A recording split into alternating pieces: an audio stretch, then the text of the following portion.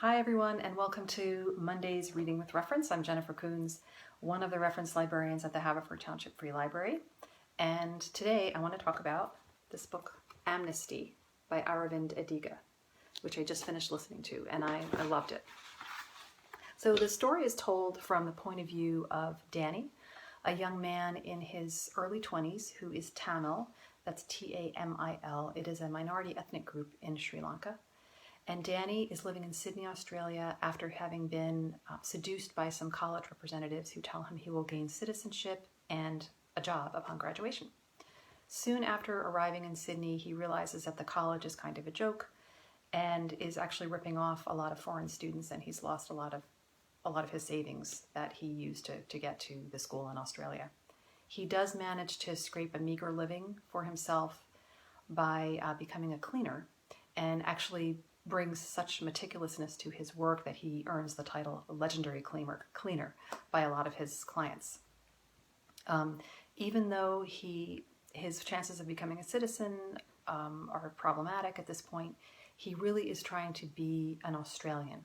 He's trying to sort of integrate himself and become Australian, even though he knows he can't. There's no way that he can, but he puts some blonde highlights in his hair, and he gets rid of his Tamil accent to try to integrate himself somehow.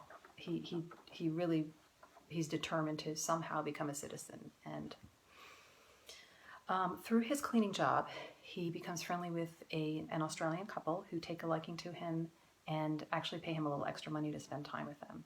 Very slowly we learn that one of these people, and one of the couple, has committed a murder. And Danny knows really important information about this and could actually help police solve the crime if he contacted them.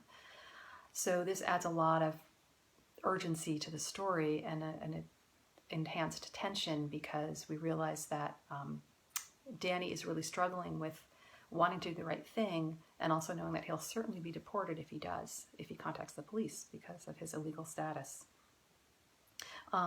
It's also enhanced by the fact that the story takes place in one day at around 12 hours. So, but the author also manages to add a lot of context and background through flashbacks, and he does this in a really seamless way. So it's very successful in that way. There are two things that I really loved about this book, and one of them was the character of Danny, who, because a lot of the story takes place in his head, through his perspective and through his thoughts, you get to know him really intimately. And he is very smart, very thoughtful. He has street smarts and book smarts, and he's very conscientious and extraordinarily brave as well. The other thing I liked about the story was how the author continuously interweaves examples of what it might be like to live as an immigrant in a wealthy, developed nation, especially living illegally, and what that is like. And he sort of interweaves different examples. For example, there's something that he refers to as eye shock, that Danny refers to as eye shock. And this is when, quote, one brown man sees another brown man in the city of Sydney. And the little subtle emotional dynamic that occurs when this one brown man sees another brown man, and like one of them is legal, the other one isn't, how a legal citizen would carry themselves as opposed to an illegal citizen. Illegals are always trying to remain invisible and, but also live their lives, but they can't seem to remain invisible to people from their original country who are sort of looking at them and know. So he says, becoming invisible to white people is not as hard as becoming invisible to brown people who will see you no matter what. Throughout this story, Danny is studying like this reference book of sorts of not only how to be a citizen, but how to be Australian.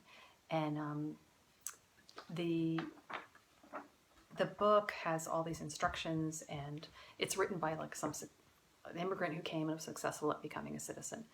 And one of my favorite instructions is, and I'm going to try to read this in an Australian accent, so apologies. It's called The Tongue of an Australian. It says, never say receipt with a P. Be generous with I reckon.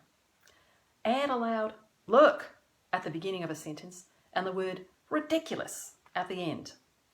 If you are happy, talk about rugby. If you are unhappy, talk about rugby. And never call it rugby. That was not a very good accent, but anyway, I thought that was really funny. So the themes of like who's wanted, who's unwanted, who belongs, who doesn't belong permeate this book. And at one point, Danny observes a white Australian getting thrown off a bus for not having a ticket, and Danny thinks, illegal is just someone who is unwanted in the same way everyone else is. This book was especially interesting to me because while I might have some inkling on what it might be like to live as an illegal citizen here in the United States, I, for reasons that have no basis whatsoever, thought that Australia would not be the same. And it clearly is. So, great book, Amnesty by Aravinda Diga. Wonderful character, wonderful writing. Thank you.